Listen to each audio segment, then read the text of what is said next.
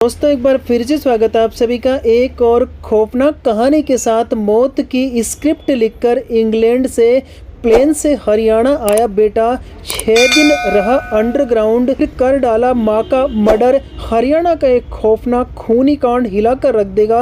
यमुनानगर में रिश्तों को शर्मसार कर देने वाली एक घटना में पुलिस ने चौंकाने वाला खुलासा किया है। सरपंच की पत्नी बलजिंदर कौर की हत्या उनके अपने ही बेटे गोमित ने की थी। प्रेम संबंध के विरोध से नाराज बेटा इंग्लैंड से चुपचाप लौटकर 6 दिन तक बाड़े में छिपा रहा, फिर दोस्त के साथ मिलकर मां की हत्या कर शव टंकी में फेंक दिया। तकनीकी सबूतों के आधार पर पुलिस ने आरोपियों को गिरफ्तार करके रिमांड पर ले लिया है। हरियाणा की यमुनानगर से एक ऐसी खबर आई है जिसने रिश्तों की पवित्रता और मां की ममता पर गंभीर सवाल खड़े कर दिए हैं। यह कहानी किसी फिल्मी थ्रिलर से कम नहीं, लेकिन इसका अंत बेहद दुखद और रूह कपा देने वाला है। एक बेटा जिसे उसकी मां ने सुनहरे भविष्य के लिए 7 समंदर पार इंग्लैंड भेजा था, वही बेटा अपनी कोख का कातिल बन गया। ये खौफनाक दास्तान शुरू होती है 24 दिसंबर की उस सर्द रात से, जब यमुनानगर के श्यामपुर गांव में सन्नाटा फंस रहा था। गांव के सरपंच की पत्नी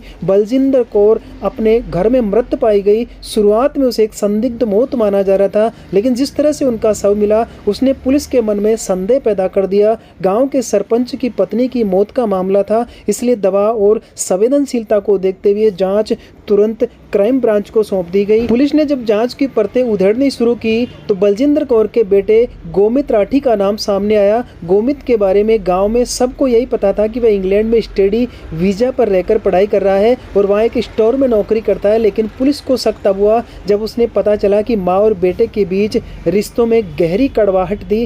दरअसल गोमित का व्यवहार काफी समय से परिवार के लिए चिंता का विषय बना हुआ था। विवाद की असली जड़ गोमित का एक दूसरी जाति की महिला के साथ प्रेम संबंध था। बलजिंदर कौर इस रिश्ते के खिलाफ थी और एक मां के नाते वह अपने बेटे को सही रास्ते पर लाना चाहती थी।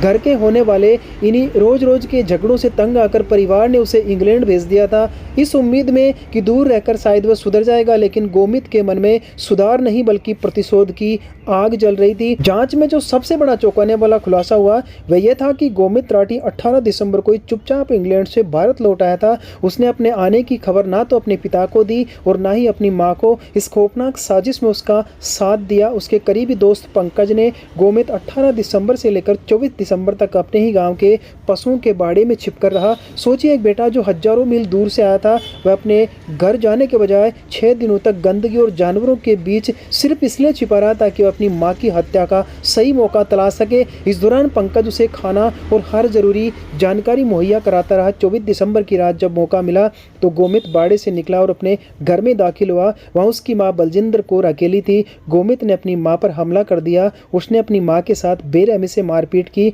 और फिर अपने ही हाथों से उसका गला घोट दिया। जिस मां ने उसे अपनी उंगली पकड़कर चलना सिखाया था, आज उसी मां की सांसें उसने हमेशा हमेशा के लिए रोक दी। हत्या करने के बाद गोमित रुका नहीं, उसने इसे एक हादसा दिखाने की कोशिश की और अपनी मां के बेजान शरीर को घर में बनी पानी की टंकी में फेंक दिया। उसे लगा कि दुनिया इसे एक डूबने से हुई मौत समझेगी और वह बच निकलेगा। लेकिन पुलिस अधिकारी राकेश कुमार और उनकी टीम के लिए केस एक चुनौती था, लेकिन आधुनिक पुलिसिंग और टेक्निकल सर्विलांस के आगे कातिल ज़्यादा देर तक टिक नहीं पाया। स्पेशल जांच टीम SIT ने जब इलाके के मोबाइल टावर डंप किए और गोमित के मोबाइल की लोकेशन ट्रैक की तो पता चला कि उसका फ़ोन इंग्लैंड में नहीं बल्कि यमुनानगर में ही एक्टिव था। कॉल डिटेल से पंकज और गोमित के बीच लगातार हुई बातचीत का भी खुलासा हुआ। पुलिस ने जब कड़ाई से पूछताछ की तो गोमित टूट गया और उसने अपना गुनाह कबूल कर लिया। उसने बताया कि कैसे माँ के विरोध में उसे इतना अंधा कर दिया था कि उसे अपनी माँ की जान लेना एक मात्र रास्ता लगा। पुलिस ने गोमित राठी और उसके मददगार दोस्त पंकज को गिरफ्तार कर लिया। कोर्ट ने दोनों को 4 दिन की पुलिस रिमांड पर भेज दिया है।